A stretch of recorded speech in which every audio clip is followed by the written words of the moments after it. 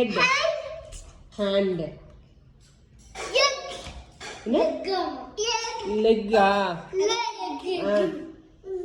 நீ சொல்லு leg. Leg. அப்புறம் ears. Ears.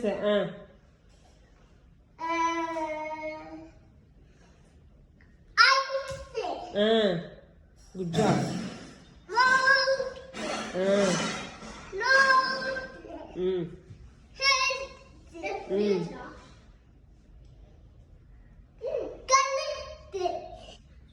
இங்கிலீஷ் என்ன கழுத்துக்கு? அப்புறம்